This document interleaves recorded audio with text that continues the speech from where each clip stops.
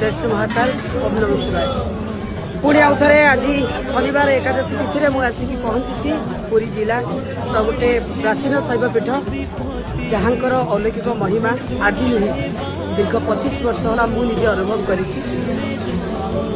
प्रत्येक समय जिते बाधा विघ्न आसिले आखि बंद कर जहाँ स्मरण कले सब प्रॉब्लम मोर सॉर्ट आउट हो जाए। मत लगे मो घर जमी मो माँ अच्छी मो आराध्या मो इष्ट देवी काली जमी अच्छी मो आराध्य पिता बराड़ बालुकेश्वर सदा सर्वदा मुझे आसिले मत शांति लगे। प्रभुंर इच्छा गोटे निरा इच्छा आज गोटे नूतन संपर्क सह मत आज ए माटी सहित जोड़ी प्रभु बराड़ बालुकेश्वर जोटा आपण मैंने बहुत शीघ्र जानवे।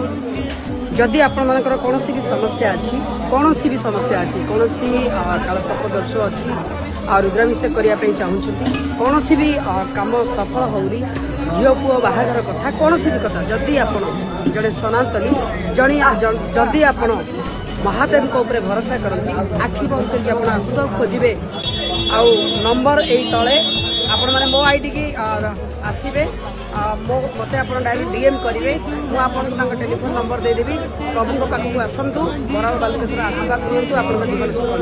जय श्री महाकाल प्रभु।